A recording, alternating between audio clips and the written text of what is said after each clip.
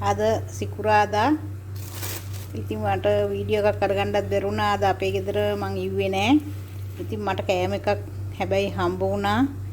අපේ පුතා කෑම එකක් හදාගෙන ඇවිල්ලා තියෙනවා. ඉතින් මං ඒක ඕගලන්ට පෙන්නන්නම් කියලා හිතා මම මේ හිතාගෙන ඉන්නේ. බලමු මොනවද උයලා තියෙන්නේ කිහෙට. ඔන්න පරිප්පු උයලා තියෙනවා. අපේ ජාතික ආහාරේ පරිප්පු උයලා තියෙනවා. සම්බෝල තෙල් දාලා තියෙනවා. ගොඩක් ආසයි මං. එතකොට තාම නත් තියෙන්නේ.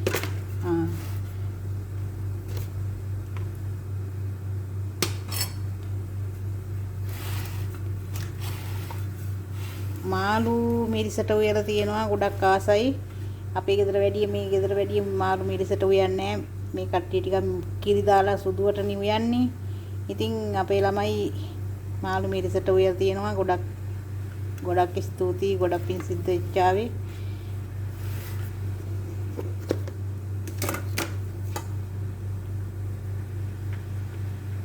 අපෝ 5 දිනකට විතර කන්න ඔන්න කෑම එකක් සුදු බාස්මති හාල් වලින් කෑම එකක් හදාගෙන ඇවිල්ලා තියෙනවා. 5 දිනකට විතර කෑම තියෙනවා මෙතන. ඉතින් අපේ ගෙදර දැන් අනිත් අය ඉතින් ඉන්දියාවේ කට්ටිය වැඩි ඉතින් කන්න කැමති නැහැ. මම දැන් අපේ කාට හරි මගේ යාළුවෝ එක්කෙනෙකුට හරි දෙනවා. මගේ දැන් මේ බත් එකෙන් බෙදලා හිට අපි ලංකාවේ විදිහට ඉතින් වැඩි හැදෙන්නේ නැහනේ සමහර ගෙවල් වල ඉතින් ඒක හන්දා දැන් මම මේ එක්කෙනෙකුට කතා කෙරුවා යාළුවෙකුට. එයාට කෑම එකකුත් දීලා තමයි මං කන්නේ. ඉතින් අපේ ළමයාට ඉතින් ගොඩක් ස්තුතියි පින් සිද්ධ වෙච්චාවේ කියලා තමයි මං කියන්නේ. ඉතින් ඇත්තම කියනවා නම් ඉතින් කුවේටි ගෙවල් වල ඉතින් වැඩි කට්ටිය ඉතින් කුවේටි ආහාර තමයි ඉතින් වැඩි දෙනෙක් ගන්නෙ. ඉතින් මේ වගේ කෑම ටිකක් හම්බෙච්චාම ඉතින් ගොඩක් වටිනවා. ගොඩක් පින් සිද්ධ වෙනවා අපේ ළමයාට.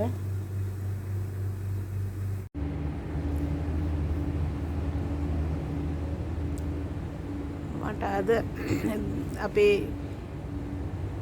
ලේලි ගෙනුයි පුතා ගෙනුයි කෑම එකක් හම්බුණා. ඉතින් මං කල්පනා කරන්නේ එයාලා ඉතින් මට ඉතින් ඒක ගොඩාක් ලොකු වටිනාකමක් ඒ කෑම එක. ඒ කියන්නේ මේ මං හැමදාම ඉතින් උයාගෙන කාලා ඉතින් පුරුදු වෙලා ඒක නිකන් මට ලොකු උදව්වක් කරා වගේ තමයි ඉතින් හිතෙන්නේ. ඉතින් මේ එයාලා ඉතින් සෑහෙන මහන්සි වෙනවා. ඉතින් දවස් රැ වෙනකම්ම ඉතින් වාහනවල මේ රස්නේ හොඳටම රස්නේ ඉතින් මෙහෙ ඉන්න හැම කෙනෙක්ම වගේ තමයි ඉතින් සෑහෙන දුක් විඳිනවා. දුක් විඳලා ඉතින් කී හරි හොයාගත්තාම ඉතින් දෙමව්පියන්ට යවුවාම දෙමව්පියෝ සමහර අය නම් ඉතින් ඒක මදි කියලා හිතේ නිකන් එක වචන දාන අයත් ඉන්නවා. ඉතින් මම නම් කියන්නේ එහෙම නෙමෙයි.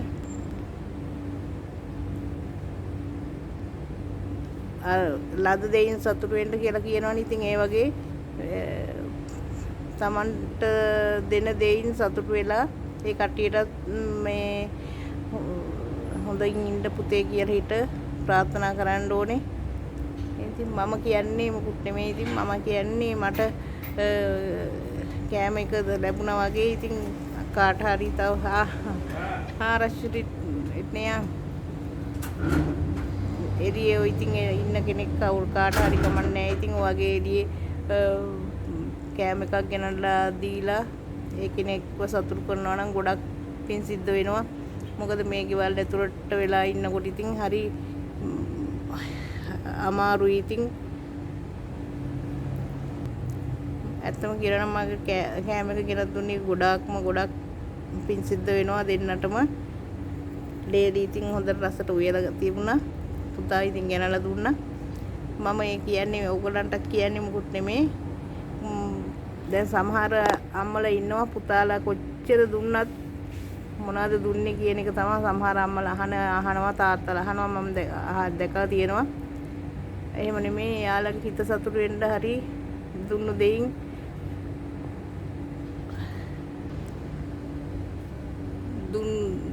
තමන්ට දුන්න දෙයින් සතුටු වෙලා පුතාලගේ හිතට සතුටු වෙන්න දෙයක් මොන හරි කියන්න තමයි ඕනේ. මොකද මේ වැඩ කරනකොට ඉතින් සෑහෙන්න අමාරුයි. නීති රීති ගොඩයි. ඒ වගේම දේශගුණේ අතින් ගොඩක් අමාරුයි. එහෙම මේවා කළා හිට ඉතින් මොන හරි දෙයක් මේ අපිට දුන්නාම ඉතින් අපිට ඇත්තම කියනවා නම් ගොඩක් සතුටුයි.